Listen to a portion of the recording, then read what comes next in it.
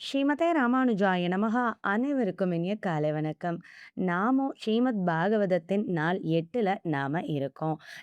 நேத்திக்கு என்ன சரித்திரம் பார்த்தோம் அப்படின்னா, உத்தரையினுடைய கர்ப்பத்துல இருக்கிற குழந்தைய வந்துட்டு, அதாவது பரீட்சித் மகாராஜன கிருஷ்ண பரமாத்மா எப்படி காப்பாத்தினார் அப்படின்ற அந்த சரித்திரத்த பார்த்தோம். குந்தியினுடைய துதி என்ன அப்படின்றதையும் பார்த்தோம். பீஷ்மரும் வந்து கிருஷ்ண பகவான குறிச்சு துதி செய்திருக்கிறாரு. அது என்ன அப்படின்றத நாம பார்க்கணும் அப்படின்றதோட தான் நிறுத்தியிருந்தோம் இல்லைங்களா? வாங்க நாம இன்னைக்குரிய கதைய தொடரலாம். இந்த பீஷ்மர் வந்துட்டு ஆ அப்படியே அம்பு படுக்கையில படுத்திருக்கிறாரு. ரத்தம் சொட்ட சொட்ட விழுந்துட்டு இருக்குது. இப்போ பீஷ்மர் வந்து எப்பேர்ப்பட்டவர்ன்னு நமக்கு தெரியும் இல்லைங்களா? அவர் செய்யாத யாக யஜ்ஞங்கள் கிடையாது. தான தர்மங்கள் கிடையாது. அவர மாரி பக்திமான் கிடையவே கிடையாது. அப்பேர்ப்பட்ட சிறப்பு வாய்ந்தவரா இருந்தபோதும் கூட ஏன் அவருக்கு இப்படி ஒரு நிலைமை வந்தது அப்படின்னு பார்த்தா, அந்த ராஜ சபையில திரௌபதி மாதாவுக்கு ஏற்பட்ட அவமானத்துக்கு அவர் குரல் கொடுக்காம விட்டார் இல்லையா? அந்த ஒரே ஒரு பாவம் தான் அவர இந்த நிலைமைக்கு வந்து ஆளாக்கிடுச்சு அப்படின்னு வந்து சொல்றாங்க. அவரு உத்தராயணத்துக்காக காத்துட்டு இருக்கிறாரு. அந்த கடைசி நொடி பொழுதுல கண்ணன நெனச்சுட்டு இருக்கிறாரு. கண்ணன நெனச்சுக்கிட்டே தன் உயிர விடணும் அப்படின்ற எண்ணத்தோட தான் வந்து அம்பு படுக்கையில படுத்திருக்கிறாரு.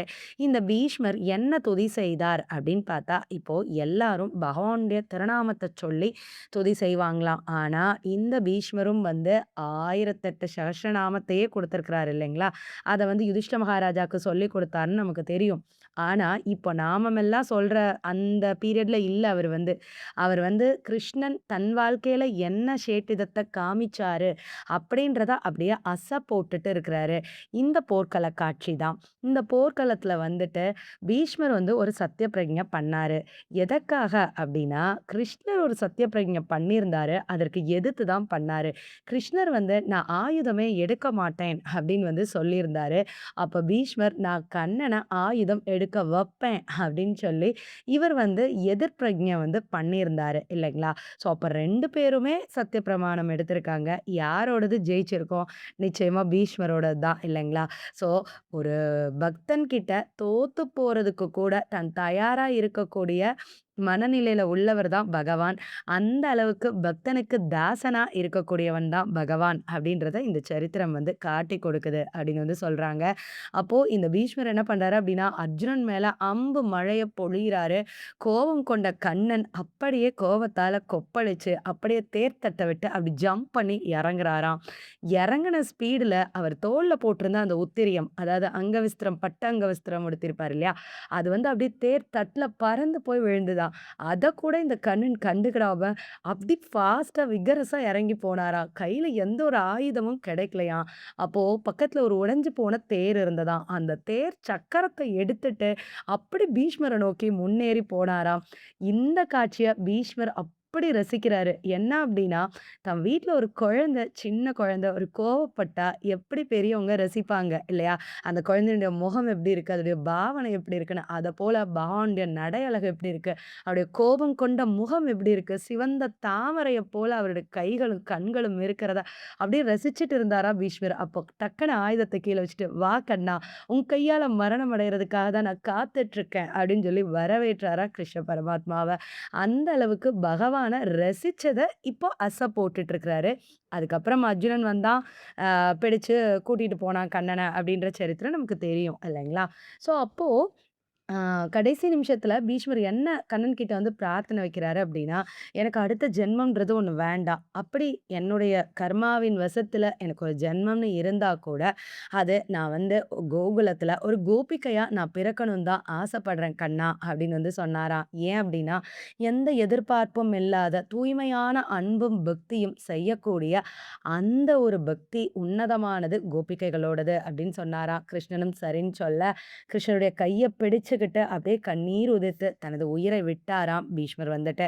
அதுக்கப்புறம் யுதிஷ்ட மகாராஜா அவருக்குரிய காரியங்கள் எல்லாம் செய்துட்டு நாட்டுக்கு வந்து திரும்புறாரு. இப்போ என்ன அப்டின்னா, அ அஸ்வமேத யாகம் வந்து செய்யணும் அப்டின்னு வந்து முடிவெடுக்குறாங்க. ஆனா அஸ்வமேத யாகம் செய்யணும் அப்டின்னா, நெறைய பொருள் வந்து தேவ. அந்த பொருள்லாம் இமயமலையின் ஒரு பகுதியில இருக்குது அப்டின்றத தெரிஞ்சுகிட்டதுனால, அங்க போய் எடுத்துட்டு வரலான்னு யுதிஷ்ட மகாராஜா கிளம்புறாரு. இந்த கேப்ல கண்ணனும் கொஞ்ச நாளு துவாரகைக்கு போயி தன் தன் தாய், தந்தைய, தன் மனைவிகள் எல்லாத்தையும் பார்த்துட்டு வரலான்னு சொல்லிட்டு போயிடுறாரு.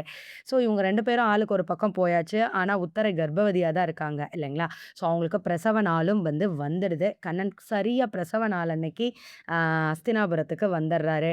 அ கர்ப்பத்துக்குள்ள போய் காப்பாத்தியும் கூட அந்த குழந்தை பிறக்கிறப்போ அப்படியே ஒரு கறிக்கட்ட போல தான் பிறந்தானாம். என்ன அப்படின்னா, அந்த அஸ்திரம் நின்னு தாக்கும் அப்படின்னு சொன்னாங்க இல்லைங்களா?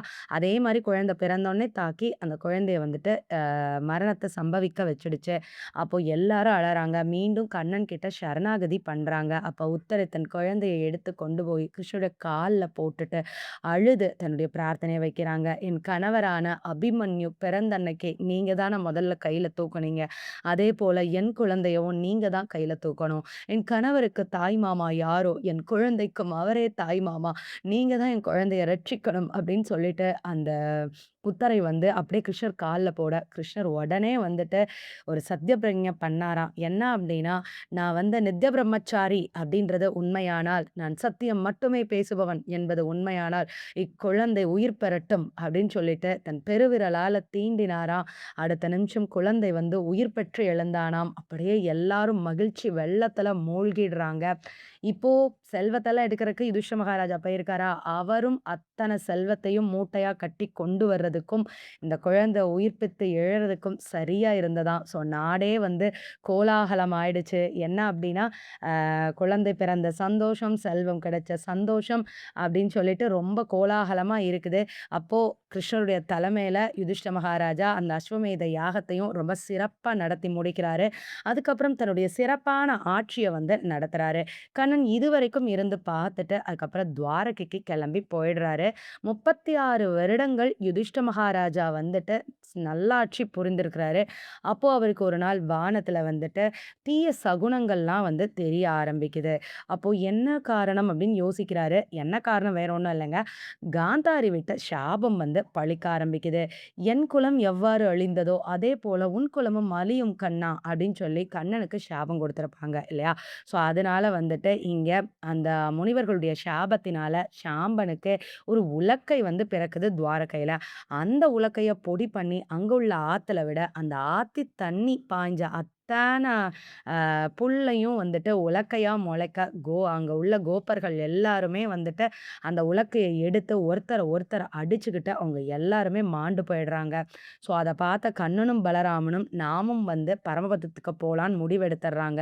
ஆனா ரெஸ்ட் ஆஃப் த பீப்பிள் கொஞ்சம் பேர் இருப்பாங்க இல்லையா? ஸோ அவங்களலாம் அ பத்திரமான இடத்துக்கு கூட்டிட்டு போணும் அப்படின்னு சொல்லி கண்ணன் அர்ஜுனனுக்கு மெசேஜ் அனுப்புறாரு. அப்ப அர்ஜுனன் இங்க துவாரகைக்கு வரான். மிச்சம் உள்ள அந்த பெண்கள், சொத்து எல்லாத்தையும் எடுத்துக்கிட்டு அவங்க எல்லாரையும் அஸ்தினாபுரத்துக்கு கூட்டிட்டு கிளம்புறான்.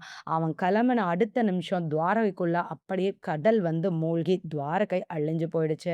இப்ப இவன் என்ன பண்றான் அப்படின்னா, நேரா அவன் அண்ணனான தர்மராஜா கிட்ட போய் அழுது முறையிடுறான். இந்த மாரி கண்ணன் நம்மள விட்டு போயிட்டாரு அண்ணா. கண்ணன் இருந்ததுனால தான் நமக்கு இத்தன வெற்றி கிடைச்சது. என்னுடைய சக்தி, பலம், தேஜஸ், வீரம், ஐஸ்வர்யம் அத்தனையுமே கண்ணன் தான். அவன் இல்லாதப்போ நான் வெறும் உயிரற்ற உடல் போல தான் நான் கிடக்கிறேன். ஒரு சாதாரண திருடர் கூட்டத்துக்கிட்ட கூட போய் நான் தோத்துட்டேன். அதனால நாம பூமியில இருக்க வேண்டாம். நாமும் கிளம்பலாம் அப்படின்னு அவங்க அண்ணா கிட்ட சொல்றான். அப்போ தர்மராஜாவும் அத அக்செப்ட் பண்ணிக்கிறாரு. சரி ஓகே. நாம நாட்டினுடைய பொறுப்ப அடுத்த வாரிசு கிட்ட ஒப்படைச்சுட்டு கிளம்பலாம் அப்படின்னு சொல்லி முடிவெடுத்து பர்ஷித் அப்ப பிறந்தான் இல்லையா குழந்தையா. இப்ப 36 வருஷம் இவரு அரசாட்சி பண்ணியிருக்கிறாரு இல்லையா? அவனும் வளர்ந்துட்டான். ஸோ அதனால பரீஷித்துக்கு அழகா முடிசூட்டி வைக்கிறாரு. ஆ யாரு? நம்ம தர்மராஜா. முடிசூட்டிட்டு இவங்க எல்லாரும் பாண்டவர்களும், திரௌபதியும் அப்படியே இமயமலைக்கு மேல ஏறி, அப்படியே சொர்க்கத்த போய் ரீச் ஆகுறாங்க. ஸோ இதோட தான் நமக்கு மகாபாரதம் முடிவு பெற்றது. கம்ப்ளீட்டடா. இவங்க பாண்டவர்களுக்கு சொர்க்கம் கிடைத்ததோட தான் முடியும் ஸோ அடுத்து இப்ப பாகவத கதை இதுல இருந்து தான் தொடர்ச்சி. ஏன்னா, ஆ மகாபாரதத்தினுடைய கடைசி பகுதி முடிஞ்சு தான் ஆரம்பிக்கும்னு நம்ம சொல்லியிருந்தோம் இல்லைங்களா? ஸோ அப்ப இப்போ பரிஷித் மகாராஜன் எப்படி அரசாட்சி செய்தான்? அ அவனுடைய பீரியட் ஆஃப் டைம்ல என்ன நடந்ததுன்றதுல தான் இந்த பாகவதனுடைய புது கதையானது ஆரம்பிக்குது.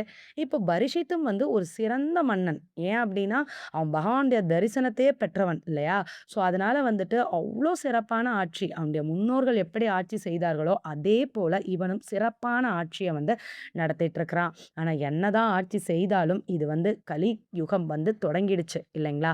ஏன் அப்டின்னா, கிருஷ்ணர் இருக்கிற வரைக்கும் தான் துவாபர யுகம் இருந்தது. கிருஷ்ணர் கிளம்பி போன உடனேவே வந்துட்டு கலியுகம் வந்து பிறந்துருச்சு.